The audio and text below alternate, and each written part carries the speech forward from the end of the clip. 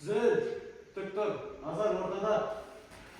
Алғашқы әскери жетекші мырза, 11-ші сынып сапқа тұрғызылды, баяндаған бөлімше командир Оспанов Темірлан. Сәлематсыздар ма?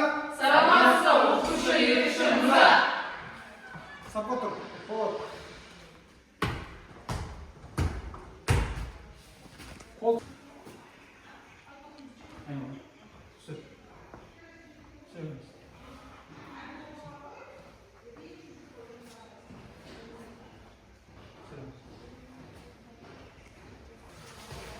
Тәуекке біртіндеп бас.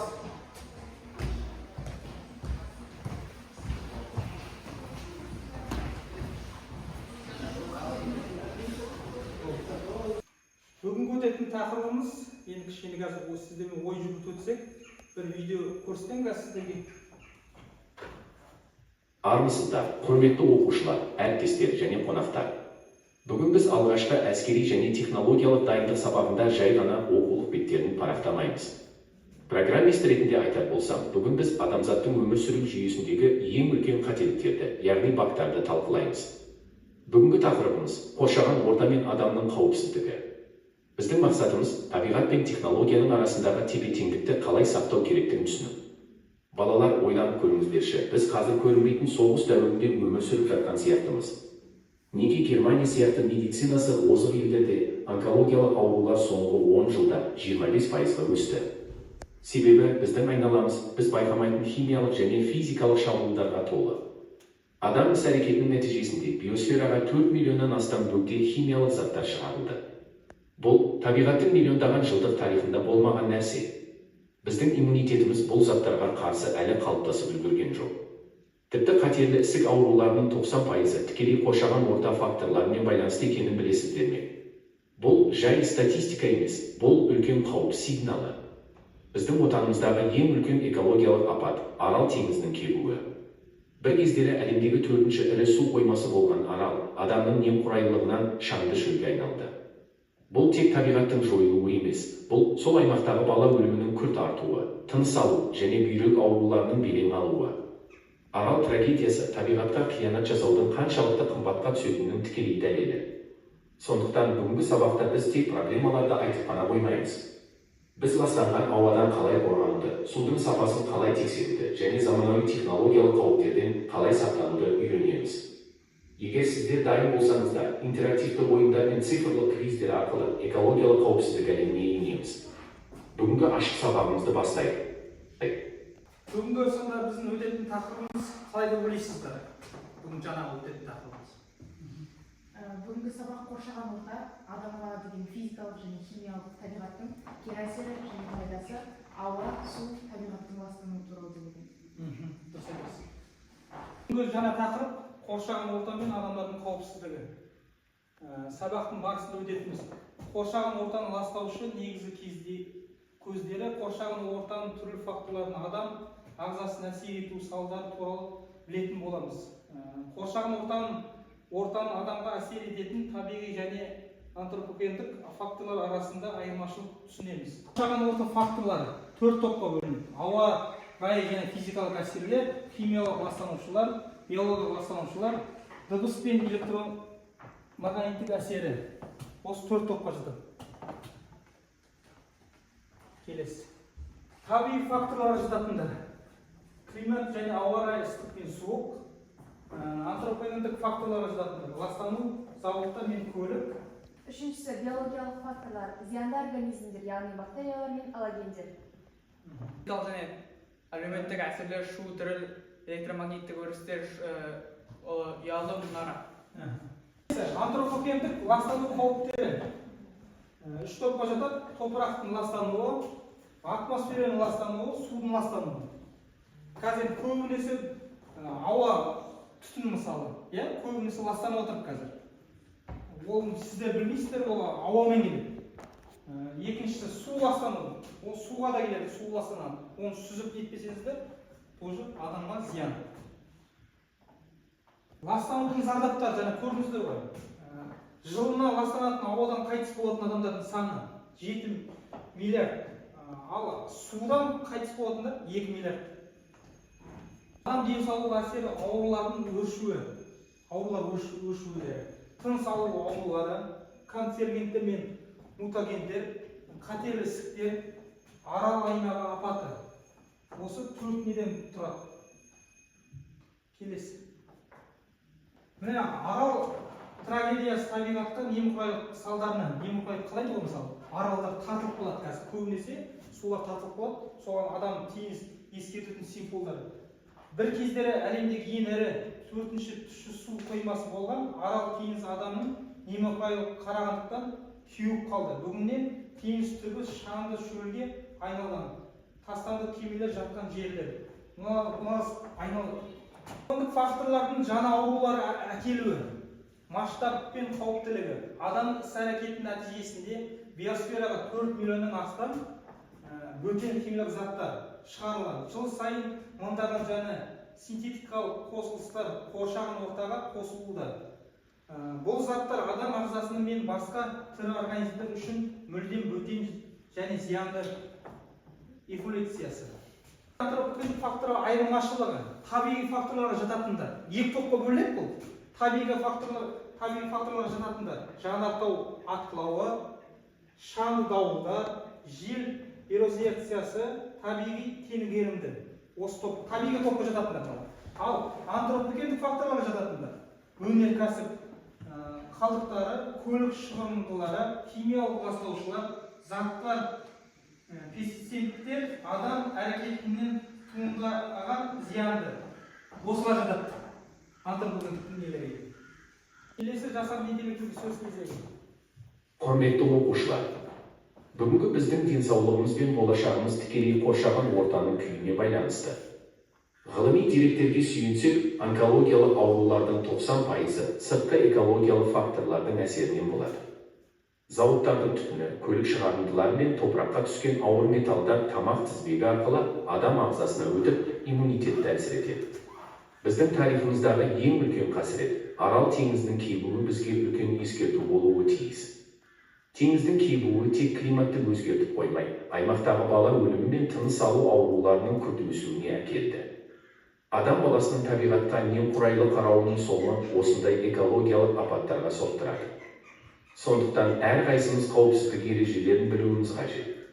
Ауа сапасы нашарлағанда арнайы маскалар тағып, ауыз суды міндетті түрде қайнатып немесе сүзгіден өткізіп ішуіміз керек. Есіңізде болсын, табиғатты қорғау, өзімізді және келер ұрпақтың саулығын қорғау. Сабақ түсінікті болса, келесі квизбен ойын ойнаймыз, қазір мұқият боламыз. Екі топ кезек-кезек жауап бересіздер. Бұл уақытпен.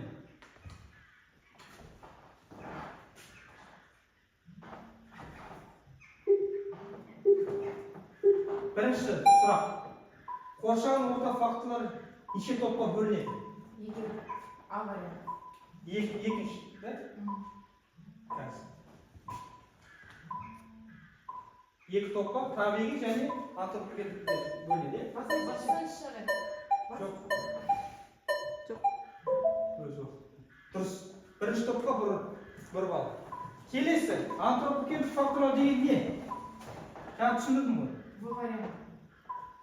В варианты адамның іс-әрекетін туындаған әсерлер. Қазір өз уақыт көрсетейді. Дұрыс па, дұрыс емес па? Нақты жауабым ба? Дұрыс. Келесі сендер. Мәлімет бойынша жылына ластанған ауадан қанша адам қайтыс болады? 7 миллион. Қазір. Нақты жауабым ба? 7 миллион.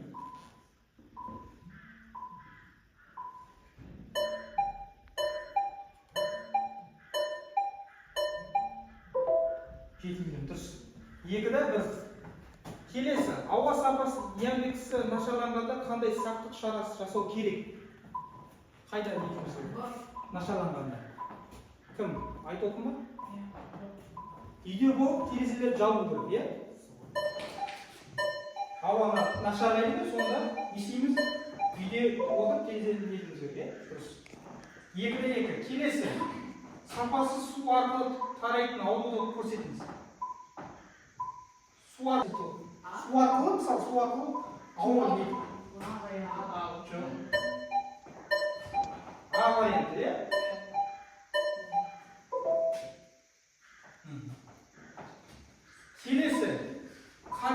ісік аурулардың неше пайызы экологиямен байланысты? Неше пайыз? 90 пайыз, иә?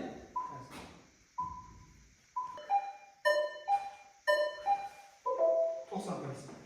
Қол көтереміз, сұраңыз, 90 пайызды дауыспен айтамыз, иә? Келесі, Арал теңізі трагедиясы басты себеп не? Арал теңізі трагедиясы басты себеп не? Табиғи климат өзгеруі ме? Адам табиғатқа немқұрай қарауы ма? Қайсы? Адамның табиғатқа немқұрай қарауы, иә? Сол дұрыс жауап, да? Адам табиғатқа немқұрай қарауы. Келесі, Арал аймағында тұрғындарға қандай аурулар жиеленген? Арал аймағында тұрады, сонда аурулар қандай пайда болады? Тыныс алу және беріп алу болады, иә? Тыныс алу беріп. Орнатып отырамыз, иә? Келесі, биосфераға адам әрекетіне қанша миллион өте химиялық зат шығарылған? Жаңа айттым, тұрамыз. 4 миллион астам, иә? Жаңа айтып не сіздерге жаңа түсіндірілді.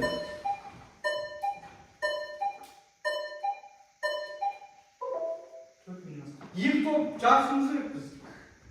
Неше? 4-те 5 пе, 5-те 5 пе? Ал келесі. Болашақ ұрпақ саулығы неге байланысты? Біз болашақтың балаларының саулығы неге байланысты? Қайсы бұлай? Тек қана дәрігер не көреміз керек пе? Табиғи бір жай күйіне қарауымыз керек пе? Тұрамыз орнымыз. Қайсы? Табиғи бір жай күйіне. Болды не? Қазір жаңа мен сіздерге түсіндірдім ғой, да? Табиғи жатады, сосын антропогендікке жатады, иә? Қазір ойын түрде өтсем, табиғи немесе антропогендік себептер тікелей. Айтып отырасыздар, табиғиға жата ма, антропогендік жата ма? Сурет ретінде шығады. Ал мынау қай топқа жатады? Табиғатқа жата ма, антропогендік жата ма? Жаңа топ арқылы. Табиғи. Қол көтеріңіз. Табиғи. Дұрыс, 10 ұпай сіз мына топқа. Келесі, қай топқа жатады? Табиғатқа ма, антропогендік? Дұрыс, 10 ұпайлар болды. Мына топқа 10 ұпай, мына топқа 10 ұпай. Келесі қай топқа жатады? Табиғатқа жатады ма, антропогендікке жатады ма? Сіз қай топқа? Табиғи жатады, иә? Шаңды дауылдар қай топқа жатады? Табиғи жатады, иә?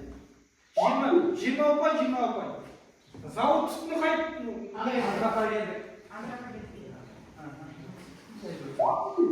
Келесі, көлік шығындылары. Қай топқа жатады? Оған жатады. Келесі, тұрамыз.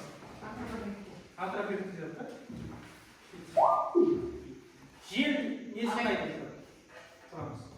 Табиғат жатады не? Табиғи жатады. 90 ұпай. Енді сабақты қорытындылай келсек, бүгінгі сабағымыз сіздерге түсінікті болды ма, қызықты болды ма? Алдарыңызда мынадай екі не тұр, стикер тұр. Мынау жақсы, мынау түсінбедім деген. Соны көтеріп, өздеріңіз бағалап жүріңіздер. Сабақты бүгінгі өткен сабағымызды бағалап жүріңіздер.